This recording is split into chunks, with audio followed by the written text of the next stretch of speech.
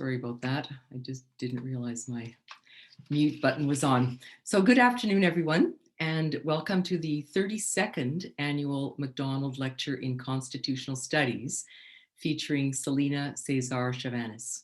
I'm Pat Parody, the Executive Director of the Center for Constitutional Studies in the Faculty of Law at the University of Alberta, and I will be moderating today's event.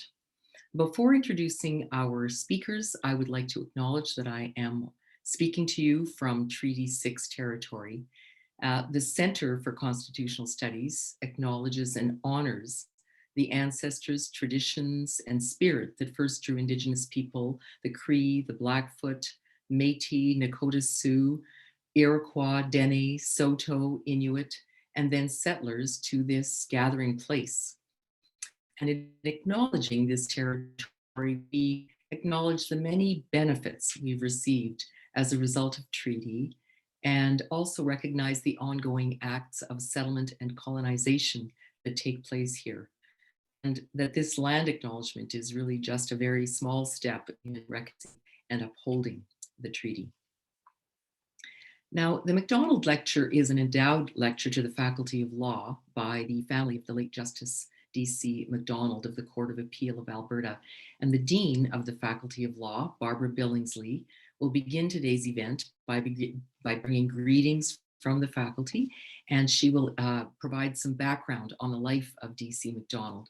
Then she will be followed by the chair of the advisory board for the Center for Constitutional Studies, Professor Stephen Penny, who will introduce our speaker, Celina Caesar-Chavannes. And after the lecture, Celina will respond to questions from the audience, and you can use the Q&A button at the bottom of your screen to ask questions throughout the lecture, and she will get to those questions when she's done her talk. So, all right, without further ado then, if I could ask Dean Billingsley to please bring us some remarks about Dc Mcdonald, after whom this lecture is named.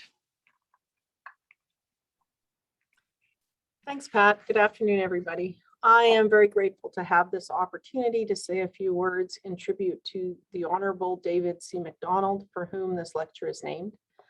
Pat has already mentioned that the Mcdonald Lecture Series is now in its 32nd year. The list of distinguished scholars, judges, and public figures who have delivered the lecture over these many years is a very fitting tribute to the remarkable individual for whom the lecture is named. Like many great Albertans, David Mcdonald was born in Saskatchewan. He obtained an arts degree at the University of Alberta before studying law as a Rhodes Scholar in Oxford. He joined the Faculty of Law briefly in 1956 and then left to practice law at the local Edmonton firm of McQuaig DeRocher. While in practice, he maintained an abiding interest in the study of law and the teaching of law, and he continued to teach at our faculty as a sessional lecturer for many years. He was a dedicated friend of the university and of the law faculty in particular. He was one of the founders of the Friends of the Faculty of Law, which was the predecessor organization to the current Alumni and Friends organization. And in 1992, he was inducted by the faculty onto our Wall of Honor as a builder of the faculty. David Mcdonald was appointed to the Court of Queen's Bench in Alberta in 1974, and he served with distinction on that court until he was elevated to the Alberta Court of Appeal shortly before his death in 1996. He was a pioneer in the field of judicial education and served as the first president of the Canadian Institute for the Administration of Justice.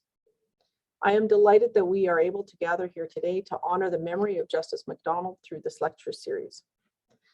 I'll now turn the microphone and the virtual space over to Professor Stephen Penny to introduce today's lecturer. Well, thank you very much, Dean Billingsley. As mentioned, my name is Stephen Penny, and I'm the chair of the CCS Advisory Board, and it's my great pleasure today to introduce our honored speaker, Celina Caesar-Chavannes. She is a business consultant, a coach, and international speaker who currently serves as the senior advisor for EDI initiatives and is also an adjunct lecturer at Queen's University. Her memoir, entitled Can You Hear Me Now?, was published by Penguin Random House Canada in February of this year. And perhaps most famously, she was a member of Parliament from Whitby in Greater Toronto area in Ontario. And she served as Parliamentary Secretary to Prime Minister Justin Trudeau and Parliamentary Secretary for International Development. And during her term as Member of Parliament, she received many awards, including perhaps, I don't know if this is most notably, but it's certainly notable to me, Chatelaine Magazine's Woman of the Year in 2019. Before entering politics, Mrs. Caesar-Chavannes was a successful entrepreneur and the recipient of the Toronto Board of Trade's Business Entrepreneur of the Year and the Black Business and Professional Association's Harry Jerome Young Entrepreneur Award. It's always nice to have the word young inserted in awards that you receive, I think. And she also has a Bachelor of Science from the University of Toronto, an MBA in Healthcare Management, and an Executive MBA from the Rotman School of Management. So very impressive pedigree, and very much look forward to her talk today. I'll turn it over to you, Celina. Thank you so much, Professor Penny, for that very warm introduction. And I would also like to thank the Mcdonald family for this very prestigious honor of delivering this lecture today in honor of Mr. and Professor McDonald, Judge McDonald, to the Faculty of Law, to the University of Alberta, and the Center for Constitutional Studies, and Pat Parody. Thank you so much for this honor and for the invitation and for permitting us to gather in this space. And usually I'm speaking to you from my home in Whitby, which is the traditional territory of the Mississaugas of Scugog Island, Williams Treaty Territory. But today I'm speaking to you from the traditional territory of the Timucua and the Seminole people, Session 118 territory. I want to acknowledge our ancestors from across Turtle Island in our collective commitment to justice. In the audience today, I am sure we have many experts on constitutional law, justice issues, and legalese. You have studied, applied, and analyzed the law for most of your careers. I do not share this background. Most of you will know me as a member of Parliament with the Government of Canada for 4 years, Parliamentary Secretary to Prime Minister Justin Trudeau, and Parliamentary Secretary to International Development. You'll know that I started my career as a politician as a Liberal Member of Parliament and ended my one and only 4-year term as an independent Member of Parliament. It was the most painfully beautiful experience I've ever had. And over those 4 years, I've learned more about the power and capacity of people to create change than I have in my entire life. Over those 4 years, I learned what transformative impact hope and hard work can have. And so today, I'm here to talk to you about hope and the power we have to create change. I speak to you today as an activist out of my love for creating equitable spaces. I hope for your grace and understanding with any errors I may make in my delivery, my analysis of the Constitution, or my interpretations today. Most, if not all of us, have spent the last year and a half doing one of two things: trying to figure out what to do with ourselves in a pandemic, and or talking about social and racial justice issues. You see, 2020 was not just a series of historical moments. It was a call to action like no other for those who chose to hear it. And some did hear it. We saw the ability for businesses to adapt. Government, which previously could not move fast enough, turn on a dime, and our collective humanity rise to the occasion as we stepped up with gratitude to our first responders, did grocery runs for elderly neighbors, marched in solidarity with Black lives, and collectively mourned the unearthing of hundreds of Indigenous children's bodies from mass graves. We did those things together, conscious that we were in this together, conscious that we could get out of whatever harmed, threatened, scared, or hurt us together. So with all this energy, where do we go from here in 2021? Do we continue to advance, push boundaries, smash glass ceilings, and bend the status quo? Or do we return to business as usual? The latter of these two questions keeps me up at night. I wonder if we will see that collective energy, which is the true essence of our humanity, permeate every aspect of our society. I wonder if it is possible to apply the principles from scholars like Dr. Robert Livingston, who created the press model to envision racial equity in workplaces, to systems like our justice system. For those of you who do not know, the press, PRESS, is a model which Dr. Livingston, a social psychologist and leading expert in the science of underlying bias and racism in organizations, uses to create racial equity in workplaces. He uses the acronym PRESS to, 1, understand the problems, P, of racial inequality, and 2, their root, R, causes. 3, examine the E, empathy required to care about said issues. And 4, the S, strategy to do something about it. And the finally 5, invest in the S, sacrifice to make it work. I've seen this model used at Queen's University, where I currently work as a senior advisor on equity, diversity, and inclusion under the leadership of Principal Dean and the Dean of the Faculty of Health Sciences, Dr. Jane Philpott. These leaders have been vulnerable enough to have the challenging conversations with students, faculty, and staff to decolonize curriculum, change recruitment practices, and diversify the face of a historically white elite institution. In other words, they have used their power and privilege to start to dismantle oppressive practices and systemic racism, thereby altering the future direction of an institution that has been built on power and privilege. In other words, they have used their power and privilege to dismantle power and privilege. Go figure. Think about that. They have used their power and privilege to dismantle power and privilege. Now think about that in the context of the law, and more importantly, justice. In Crown Counsel Roger Shallow's essay entitled Corrective Lenses for 2020, Reflections on Systemic Racism and Racial Competence in Criminal Law Practice, he stated, and I quote, "There should be no safe harbor for racism anywhere, let alone in our criminal justice system. Yet evidence of racial disparities in the criminal justice system is well documented and acknowledged.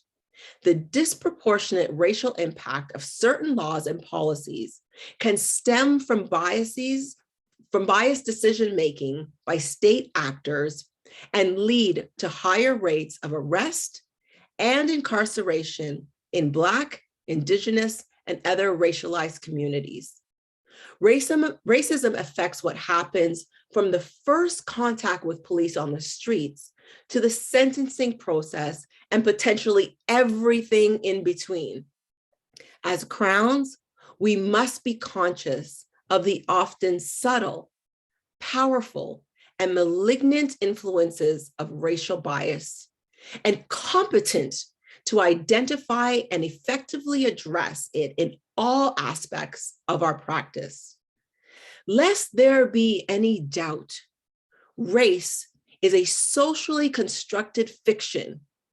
The fictional construct of race does not create racism. People do," end quote. So with this introduction in mind, is it possible to see the type of shift in power and privilege we are seeing at Queen's occur within our justice system? Is it possible for those of you with power and privilege to see the humanity in Black and Indigenous peoples who are overrepresented in our prison system?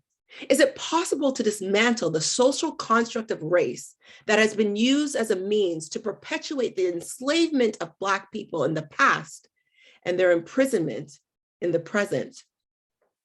Can those with power and privilege have the empathetic courage to do what is right by our Black, Indigenous, and racialized brothers and sisters? And most importantly, is it possible for us to apply a press-like model to systemic discrimination within our justice system to ensure equitable and just outcomes for those that need it the most? Is there a possibility of understanding the P problem of race and policing that is rooted in an intentional mandate by colonizers to perpetuate the enslavement of African people vis-a-vis the social construct of race, and have the E, empathetic courage to come up with an S, strategy to change it and make the necessary S sacrifices to ensure its viability and sustainability? The easy answer is yes. I think we can. It is my very humble opinion. I believe that the initial work, in my very humble opinion, I believe that the initial work to house this model was done through the development of the Charter as a blueprint or framework, if you will, for achieving justice. In my opinion, the Constitution and the Charter should be used as a calibration tool, one that steers us back in the direction of justice when there are errors in the law. The problem, like stated by Mr. Shallow, is that many of those making decisions based on the blueprint of the Charter, those often with power and privilege, do not have and/or ignore the identity-related experiences of Black and Indigenous people. They do not have and/or ignore the experiences of the expertise of those advocating for an intersectional approach to the law. And lastly, they relieve themselves of the burden to do better. But before I go any further, I want people to know that I rarely ever talk about justice. As mentioned, I'm a senior advisor for equity, diversity, and inclusion at Queen's University, and equity is usually where I stop. If used correctly, equity is achieved if we leverage the diversity that exists within our spaces. This means having conversations with one another, thereby starting the process of making those spaces inclusive. Once those conversations are had and there is an understanding of the needs of those with multiple intersecting identities within the space, people are given what they need to succeed while recognizing and celebrating the differences that exist. This begins the stage of bringing equity into that space. And this is opposite to equality, where everyone is given the same thing irrespective of need and differences are not celebrated. In other words, spaces where people say, we do not see color or gender or disability or anything else. In my opinion, and mine alone, unless you are a lawyer, I really don't think many Black and/or Indigenous and/or people of color talk about justice as if it is a possibility or even a plausible truth. I do not talk about justice because I cannot adequately speak to a subject to which I or we as a community have rarely been in the presence of or felt its benefits. Justice is elusive to our communities and therefore a pipe dream of which we may be arrested for dreaming up in the first place. But let's not damn this whole conversation in the first few minutes of the speech. Let's take some time to unpack these opinions, especially as related to historic and present systemic racism and discrimination within the purview of the Constitution. Consider what analysis of this intersection can look like, and close with future considerations for those with power and privilege to make change. So first, let's look at some examples of what happens at the nexus of racial discrimination and the Charter. I will focus my comments today on Section 9 of the Charter, which states that everyone has the right not to be arbitrarily detained or imprisoned. This section of the charter may be a better fit with the themes I will discuss today, particularly around the experiences of Black and Indigenous people with the law. I also felt that this section was a better fit than section 15 related to equality, or section 7, the right to security of the person. Additionally, I will ground this discussion in the case of R versus Lee, a recent Supreme Court constitutional case that is grounded in the social construct of the relationship between police and racialized communities. And then analyze whether the willingness to consider race and policing in charter jurisprudence is less a result of a weak constitution and more the result of people with weak constitutions. As I'm sure you are well aware, R versus Lee refers to an incident that took place in the backyard of a Toronto co-op unit where 5 individuals, 4 Black men and 1 Asian, were hanging out at the same time Toronto police attended the co-op to respond to another call. Despite not being there for the 5 individuals referenced earlier, on a tip from one of the building security guards, officers entered the backyard and requested information and IDs from all 5. Lee, when asked to empty the contents of his pouch, fled the scene. Subsequently caught and detained, Lee challenged the detention under Section 9 of the Charter, arguing that his race and that of his friends played a role in his arbitrary detention. Lower courts, for various reasons, did not agree. However, the Supreme Court of Canada did. For many, the decision opened the window to consider the intersection of race and the Charter, particularly when evaluating the actions of police. In citing the Supreme Court at paragraph 97, it states, "We do not hesitate to find that even without these most recent reports, we have arrived at a place where the research now shows disproportionate policing of racialized and low-income communities. Indeed, it is in this larger context that the facts of the case must be approached. It is another example of a common and shared experience of racialized young men being frequently targeted, stopped, and subjected to pointed and familiar questions. The documented history of the relations between police and racialized communities have had an impact on the perceptions of a reasonable person in the shoes of the accused. When police asked questions of the 5 racialized young men in Toronto Housing Cooperative, these young men would have felt compelled to remain, answer, and comply," end quote. In the introductory comments on the Lee case from assistant professor and graduate law student Donardo S. Jones's essay entitled "Lifting the Judicial Embargo on Race-Based Charter Litigation, a Comment on R versus Lee," he states, and I quote, "Criminologists and legal scholars largely agree that biased policing is one of the primary conduits through which Black, Indigenous, and other racialized bodies are funneled into the criminal justice system. Despite this fact, the court has only ever marginally engaged in a race-based analysis of the charter rights that are engaged by police encounters.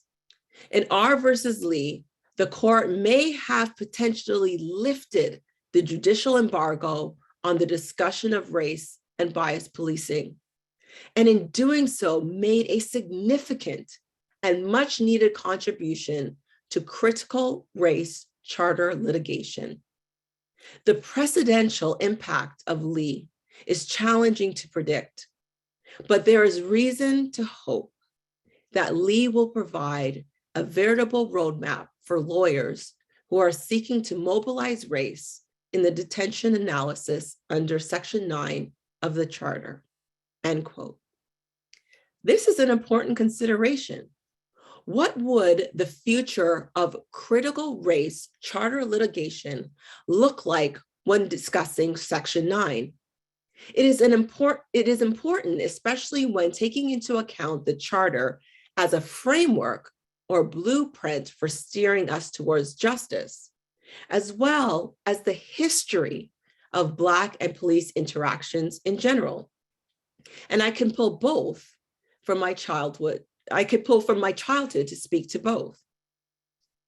As a child growing up in Canada, after coming here from Grenada when I was only 2, I remember our parents taking us on a drive to the country.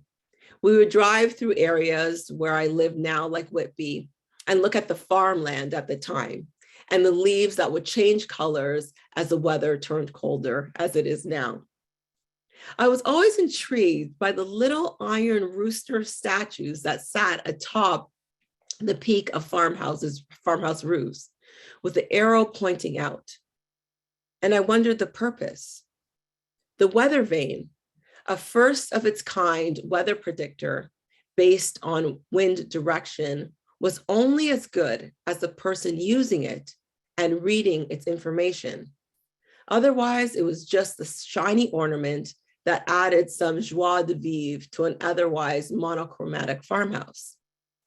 The Charter is like a weather vane, a great tool, but only a shiny ornament if we lack the conviction to use it for its intended purpose. And while I paid attention to the weather vane, there were other considerations as we went on these drives that were not so obvious to me as a child. You see, on these journeys, we always packed food, which I hated. I wanted us to stop and eat at restaurants and other eateries we passed along the way. But stopping was not something that we did. Stopping to eat was very, very rare. I thought it was because our parents were cheap. But as you understand the roots of these decisions and considerations about the Green Book, you will know that not stopping was a strategy. The Green Book, first printed in 1948, was a guide that provided African Americans with advice on safe places to eat and sleep when they traveled through the Jim Crow era United States. In the introduction of the 1948 edition, the author stated, "There will be a day sometime in the near future when this guide will not have to be published. That is when we, as a race, will have equal opportunities and privileges in the United States. It will be a great day for us to suspend this publication, for then we can go wherever we please and without embarrassment." I don't know if my parents had a Canadian version of the Green Book, but I suspect that even in the 70s and 80s, they were well aware that stopping brought attention, and that attention could lead to a variety of different conclusions, most of which didn't end up in our favor. Driving, hanging out in backyards, walking down the street, buying food, forgetting house keys, all came with implications when you apply an intersecting lens of race, gender, economic standing, etc., and any combination of these. We know it because we lived it. Most of us listening today know it as well, even if they haven't lived it, because the stories have been told. As a community, Black people have had a long and difficult history with policing. This charter should be the great equalizer, the weather vane that points us in the right direction, even when history has led us astray. And yet, in their analysis of the Lee case, the Canadian Civil Liberties Association wrote, and I quote, "If the goal of our charter, Section 9, is to protect all individuals from arbitrary interference with freedom, a contextual analysis must be applied to ensure that systemic discrimination does not inequitably erode this freedom. It then begs the question, can critical race charter litigation described earlier by Denardo Jones be the press-like framework that we have been looking for that provides the contextual analysis that must be applied to ensure that systemic racism does not inequitably erode freedom? It is the leadership challenge of our time, one that must and would require empathetic courage to fix. And I say empathetic courage because it requires that we listen to each other as legal and justice professionals, but also listen to the stories from the community, the hurt from those who have been impacted. In the Toronto Star on Monday, there was an article detailing a DNA sweep conducted by the OPP on a group of migrant workers in Vienna, Ontario. A woman had been raped in the community adjacent to where these men had been working, and all of the Black and brown men working on the farm were rounded up and informed that their DNA could clear their names. If you have read about the incident, you will know that the men were informed that their decision to participate was voluntary. I'm certain that we can all understand the level of voluntary that comes with the relationship between a foreign migrant worker and their boss and a uniformed member of the OPP. If you know about this incident, you will also know that the DNA sample provided resulted in the arrest of one of the workers. So the whole thing was worth it, right? We have to ask, would this happen to white men? If a similar crime occurred around the University of Alberta, would everybody who works there submit their DNA? Would they be asked in the first place? Now, you might roll your eyes at such a question. If you do, it speaks to living a life where this wouldn't even be a worry to you. That is a privilege that not everybody enjoys. Leon Logan, the migrant worker and lead complainant at the center of the case, indicated that he didn't want to give the sample, but he felt like he had no choice. He went on to state that, I quote, "The whole process made me feel sad, defeated, and humiliated," end quote. Can you feel his pain? Can you empathize with the level of frustration and humiliation of this man and commit to ensuring that the rights guaranteed in the charter are available to everyone, irrespective of who they are? Can we use his words as a catalyst for change? Perhaps we can. And this is perhaps why the Lee case provides hope. It sheds some light on discussions that have been ongoing for some time about the law and Black communities, not just in driving across the country, but walking down the street and being carded.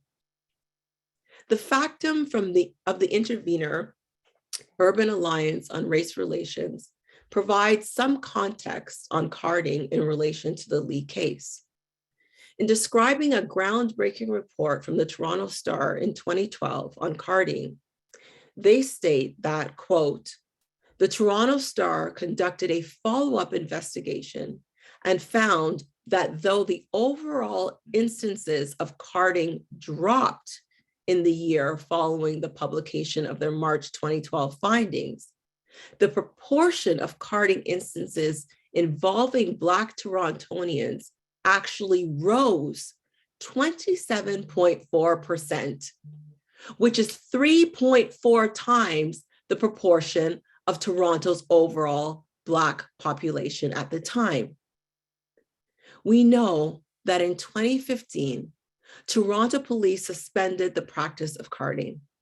By 2017, all Ontario police services conducting such stops were required to follow new provincial regulations. The decision to stop the practice resulted from widespread condemnation, including from me, that brought pressure to bear on the decision makers. The issue was the inequitable application of carding and its criminalization of Black communities in particular. And I have no intention of relitigating the carding issue, but it brings to light the complexities of addressing what is clearly a charter violation, when that violation is largely visited upon specific communities. Stated more plainly, do we have the courage to stand against charter violations, even when, and especially when, they target specific people? And why should it matter now more than ever? The answer is simple, and it circles back to my opening statement. We did not just spend the last year and a half talking about racial and social justice issues. We spent it in a pandemic, one that had a disproportionate negative impact on communities of color, one that saw disparities between those that have and those that have not grow deeper and wider, one that at its peak saw up to 30% of the burden of COVID-19 impact fall on Black communities in Toronto that only make up 9% of the population.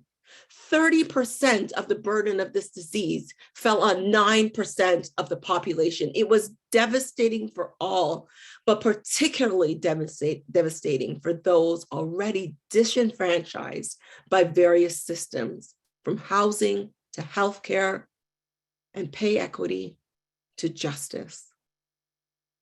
Many of us thought that these lessons would translate into opportunities to pay closer attention to these challenges and start to root out the disease of inequity that caused present-day symptoms. But as I was watching the news over the past few weeks and saw coverage of vaccine mandate protests taking place in local municipalities, I noted that the coverage was buttressed with images of people, mainly white folks, walking into Tim Hortons and Walmart, videotaping themselves walking around maskless. And that familiar lump of despair filled my gut. Those of us from marginalized communities chuckle nervously when we see these scenes and inevitably ask ourselves quietly and sometimes out loud, what would happen if these people were Black? What would happen if these people were Indigenous? Would we be as patient if Indigenous or Black protesters were shutting down Tim Hortons or maskless in Walmart? Would police be called? What would the fallout be? I do not think we would be as patient, and that is my worry. To quote Roger Shallow again, in the same essay, he states, and I quote, "Disrupting racism requires us to first see and understand how it influences our ideas and decision-making processes. As legal professionals, we must continuously learn and develop competencies to fulfill our professional obligations. With some exceptions, we have been slow as a profession to develop the competencies required to effectively address racism in criminal law practice. The numerous contributors to our underdeveloped competencies to effectively address racism are documented extensively. There has been a general reluctance to explicitly acknowledge and incorporate into legal education the historical truth that the roots of our legal system are steeped in racist ideologies designed to preserve white power and preference and protect the interests of white over non-whites. While there is cautious optimism that the racial disparities laid bare by COVID-19 will inspire needful improvements in our profession, if the past is a prologue, many of us have seen this movie before and are tired of watching the reruns, end quote. We are tired of watching the reruns because the finale of this series never ends well for us. So in closing, I will take you back to 2019 when I was asked by the Center for Cultural Diplomacy Studies to travel to Berlin to deliver a keynote at the 30th anniversary of the fall of the Berlin Wall. At the time, I asked the audience to do 3 things, and I will ask the same of each of you as a call to action from this lecture. Number 1, I will ask you to think about walls differently. Not the traditional brick and mortar walls, but the walls we create around our minds and most importantly, our hearts, that others those who are different from us. Let us tear down those walls through vulnerable conversations and be the unusual leaders who are a little vulnerable during these unusual times and have those conversations with the unusual suspects. In doing so, we build back the humanity that has been lost through our histories. Number 2, I want you to push to do better tomorrow than you did today. Look, you may not agree with everything that I have said, but even if one small seed of doubt was planted in your subconscious about the way you practice your vocation, let that seed grow. Let it push you to expand your understanding of the struggles, challenges, hurts, and pains that befall so many in our communities on a daily basis.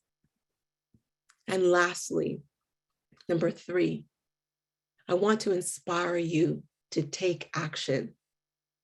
In his book, Just Mercy, Brian Stevenson, founder and executive director of the Equal Justice Initiative and widely acclaimed public interest lawyer, states that, I quote again, "Each of us is more than the worst thing we've ever done. My work with the poor and the incarcerated has persuaded me that the opposite of poverty is not wealth. The opposite of poverty is justice," end quote. Build your awareness. Be substantive, be intentional, and take action. If I have learned anything in my 47 years, it is a simple truth. Do what is right when you know it's right, and don't wait. The time is now. Thank you so much for listening. Well, thank you very, very much, Celina, for a very, very powerful and inspiring talk. That was just amazing. Now, I would like to invite audience members, those of you who are watching, to use the Q&A button at the bottom of your screen if you have a question you'd like to ask our speaker. And incidentally, if you see a question that you like and you want to, you can just uptick it. In other words, move it to the top of the screen by just clicking on the little thumbs up button, if that comes up. Now, while we're waiting for questions from the audience, Celina, one of the things that struck me about your talk was that in April of 2022, the Charter of Rights and Freedoms and our Constitution are going to be 40 years old. So they came into force on April 17th, 1982. And some people have asked whether or not, for example, the Charter, what it has done for us, what you know, as a legal instrument, as a legal tool, what has it managed to do? And other people have talked about gaps. Are there things that are missing in the Charter that aren't there right now? And so what I found interesting about your talk was you spoke about the Charter as a blueprint. And so see it as a document, as a tool, and also a symbol in a sense of our values, what we value, what we think is important. But what you have done is look at the Charter as not being enough. You've put the onus on us, on human beings, to say, you know what, it's not the charter that's the problem.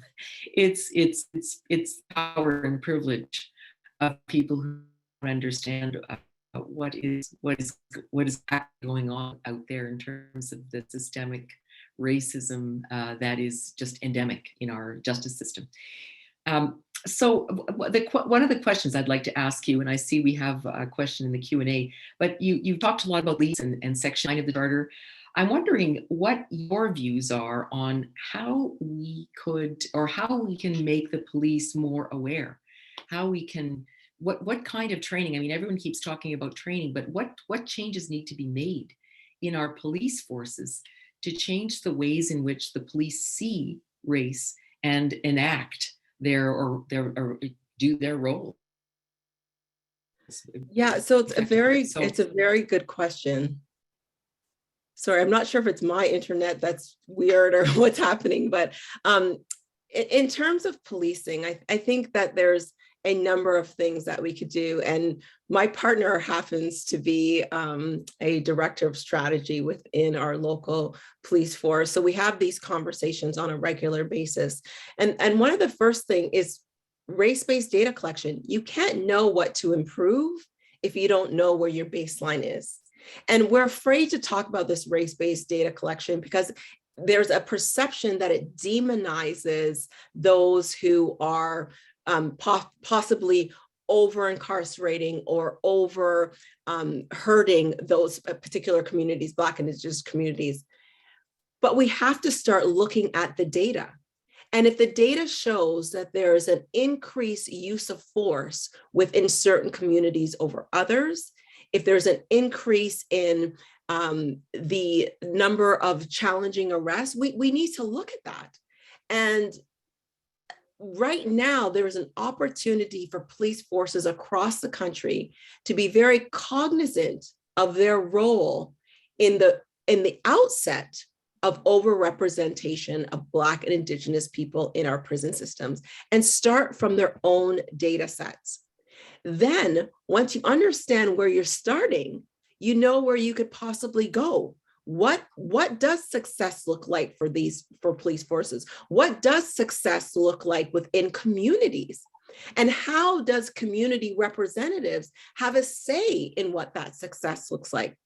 So data is great, but when we think about power and privilege on the role to equity and justice, we have to understand that if we have power and privilege and we invite people to the table to talk about their experiences, we can't sit in the center of the table. You have to shift and move yourself over and allow those with that experience, that identity-related experience, expertise, and knowledge to bring that experience to the table in a way that allows them to fully explain their situation. And when I say fully explain, sometimes we invite, but we don't actually allow people to speak because our power and privilege dominates that space. Our power and privilege takes over that space. So you have people at the table who are just feeding you what you want to hear. They're afraid to say the challenging conversation. And that's why in the talk, I talked about being vulnerable. At Queen's, Patrick Dean, the principal, and Dr. Philpott are vulnerable enough to shift themselves out of the way and understand, I don't know everything. Let me talk to students, staff, faculty, those from marginalized groups to understand how we decolonize the curriculum, how we increase recruitment efforts, how we do this, how we remove racial biases from our police force, how we remove systemic racism from the law. How do we do that? What are your experiences? That could only happen once we have a baseline to start off from, then we know which communities we contact and communicate with. Then we invite those communities to the table.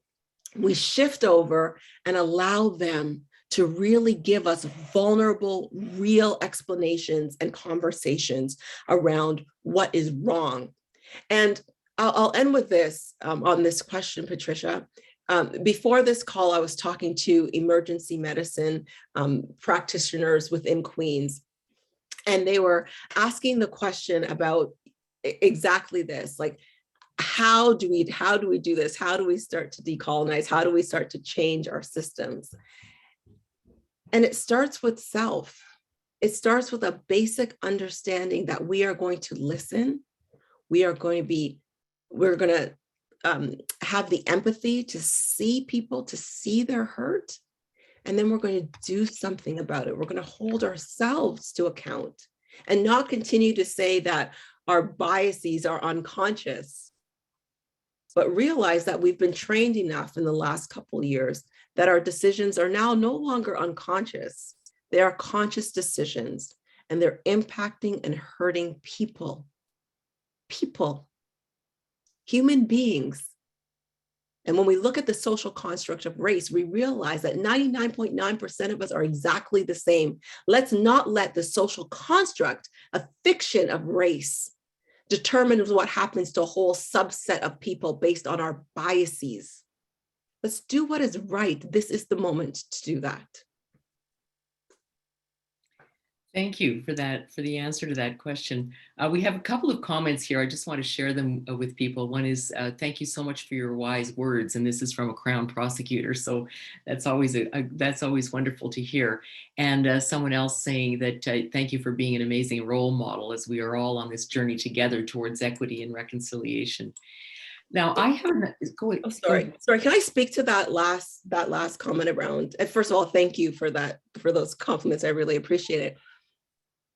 But on our journey towards equity and reconciliation, our Indigenous brothers and sisters gave us a wonderful gift called the Truth and Reconciliation Commission. There were 94 calls to action. If we dared to read it, we would know what they are, and we wouldn't have been so shocked as a nation to find the unearthing of hundreds of children's bodies found in mass graves. We should have known that. We should have done better. But the brilliance that was given to us by our Indigenous brothers and sisters was the commission, the Truth and Reconciliation Commission. You must understand truth in order to build towards reconciliation. This isn't a lecture where Celina is damning our justice system. This is a lecture where Celina is talking truth about our experiences. Whether you choose to understand that truth or not determines whether we get to equity. It determines whether we get to reconciliation. You can't have the reconciliation without the truth. And unfortunately,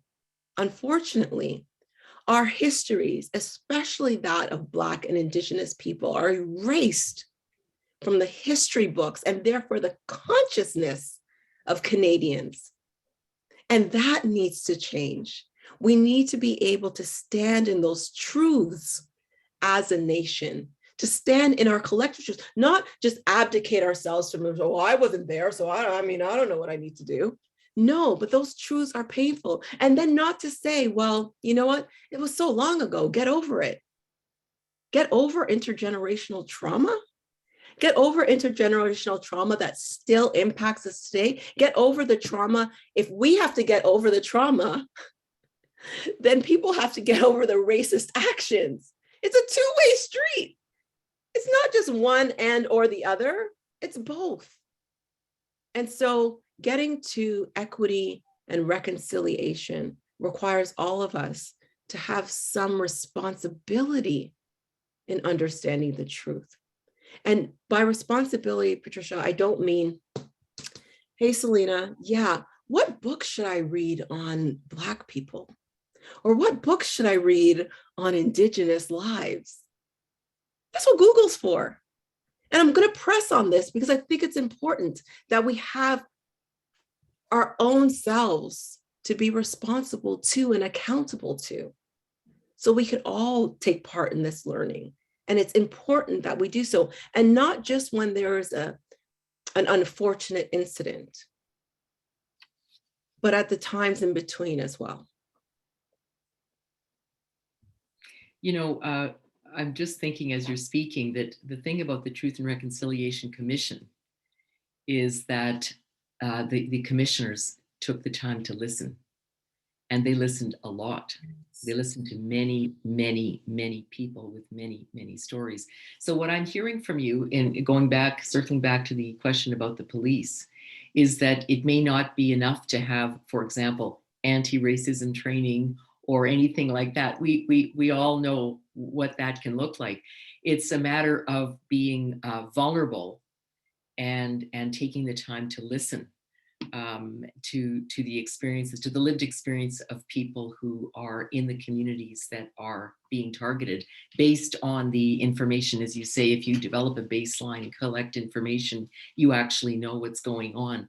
So it's not an easy process, is the point. It's not a matter of a one-day anti-racism training. It's an everyday, every minute, every hour thinking process around how can I be more alert and caring and responsive to the work that I'm doing in all of our communities.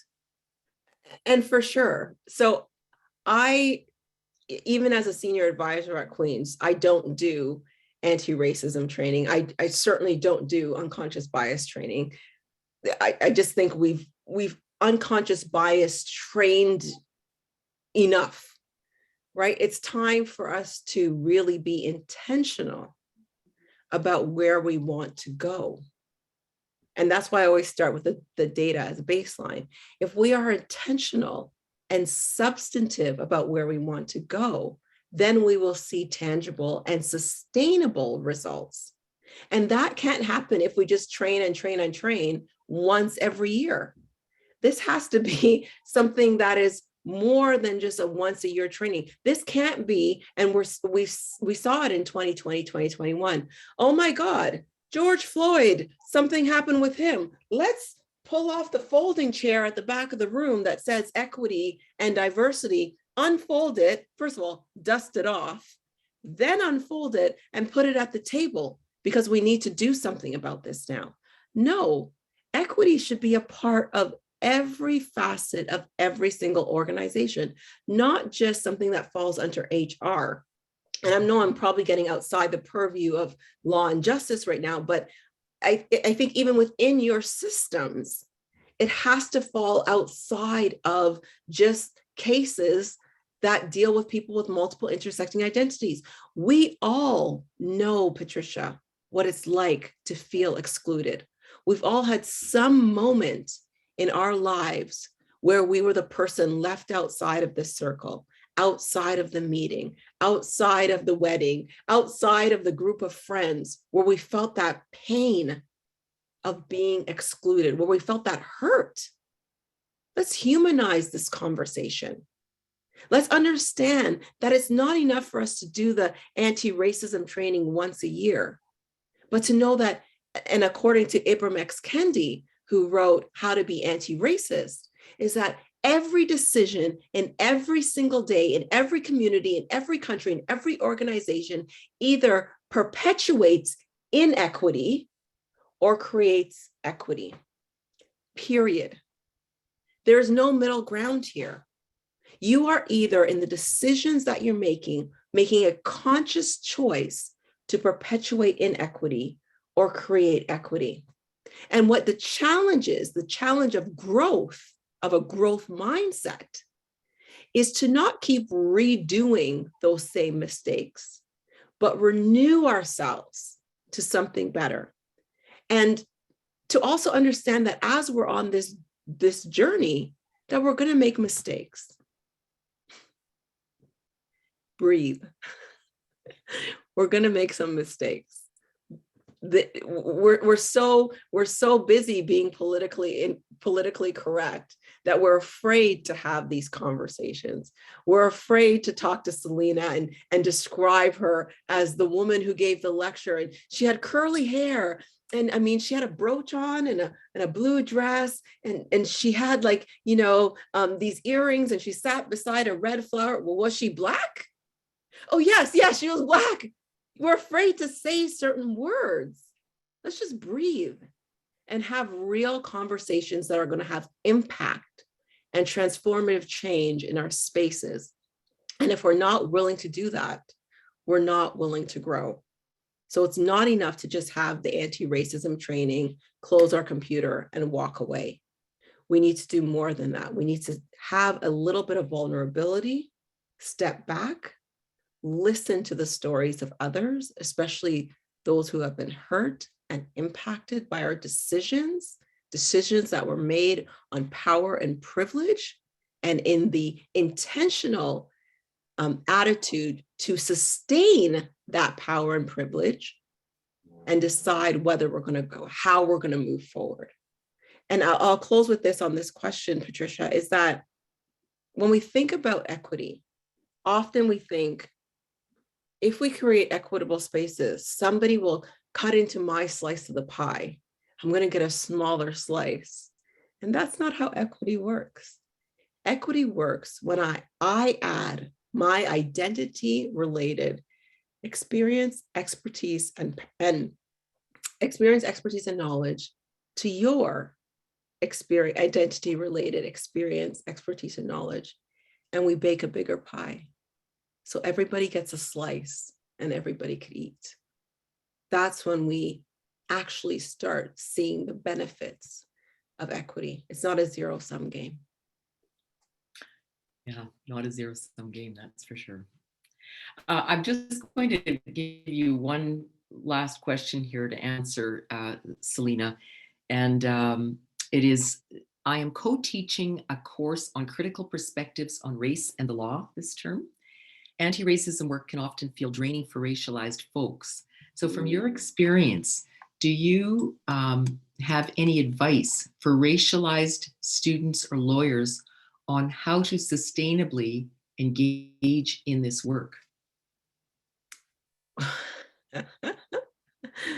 I want to answer that question by saying, do we have a choice? But that would be flippant and lazy. That's a lazy answer. And I don't mean to diss the answer, the question, but I don't know if we have a choice. We are seeing in institutions, in our educational institutions, healthcare, immigration, justice system. These are challenging times when it comes to equity. And there are very few of us who are adequately qualified practitioners in this subject area. And so the advice I have for racialized students, lawyers on how to sustainably engage in this work is, number one, connect with each other. One of the things that I wrote, if anybody has read my book, Can You Hear Me Now? In the conclusion, I talked about the fact that while in politics, I often saw myself as the only Black female member of parliament out of 338 people. And although I was, in fact, the only Black female member of parliament out of 338 people, and therefore very lonely in that space, there were other onlys in other industries. There were onlys in banking, there were onlys in law, there were onlys in science, there were onlys in other spaces. And what I didn't do, which I hope that the person who asked this question will do, is connect. It has always taken a village. We've somehow over the years forgotten the village. And I forgot the village. I knew the village was there. I saw the village. They tweeted at me. They were on my Instagram. I knew they were there, but I didn't connect with them in an intentional way. And I would say, to sustainably engage in this work, you're going to need your crew. You're going to need your squad, because it can get very tiring.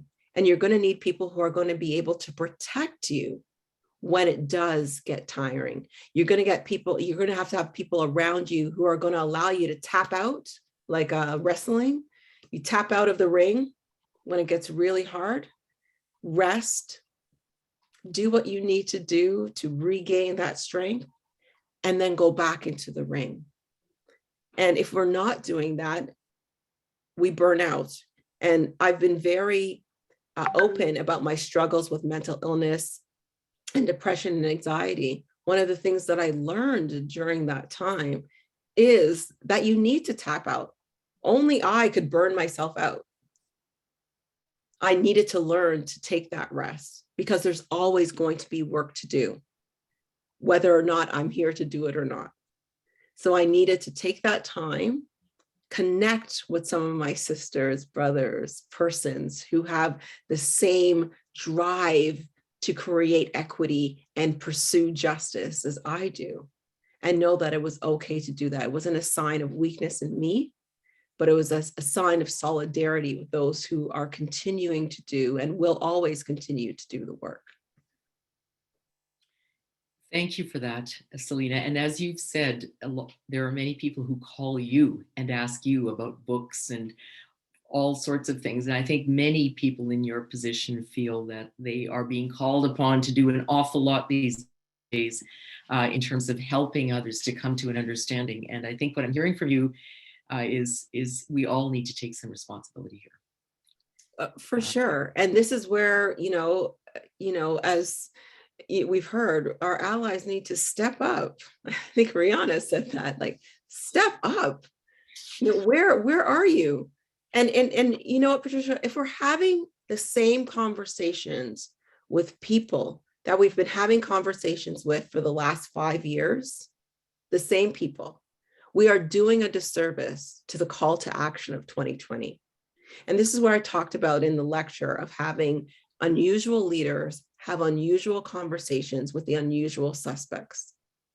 Let's start to have those vulnerable conversations, step outside of our comfort zone, especially when we know, and I include myself, we have power and we have privilege.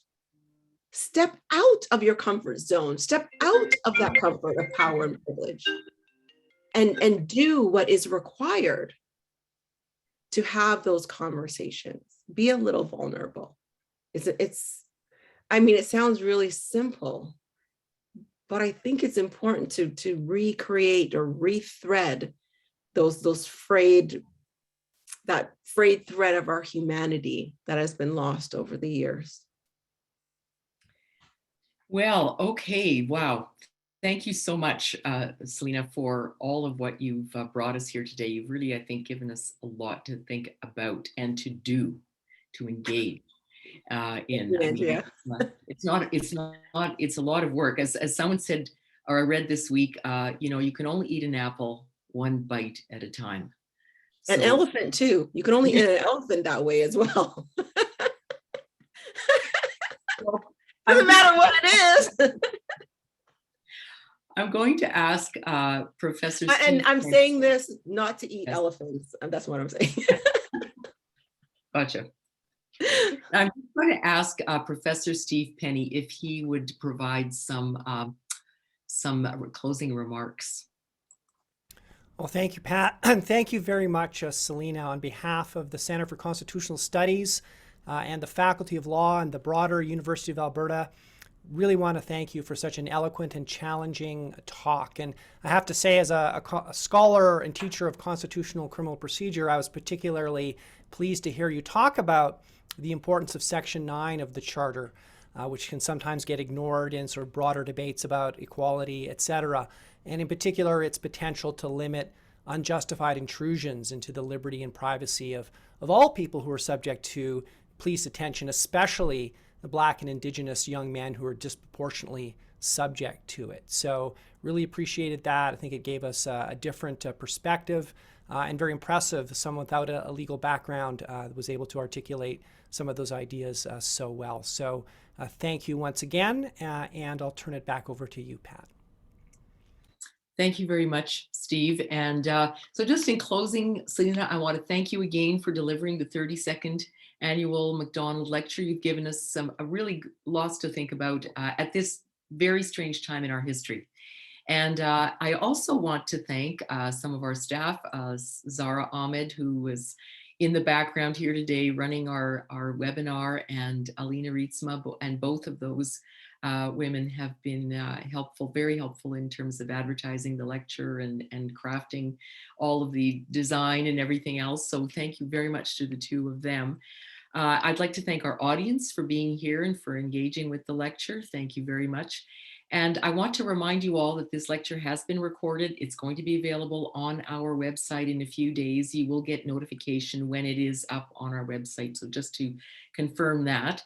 And lastly, to let you know that you will be receiving a little bit of a link to a short feedback form after the webinar today. And we really do appreciate it when you fill those out. We read your comments and we take them into consideration when we're planning for future webinars. So please do take the time to give us your feedback. We truly do appreciate it. So thank you very much again, Celina. And I thank you all of the audience members who've been watching. And I hope that you have a very lovely rest of your day.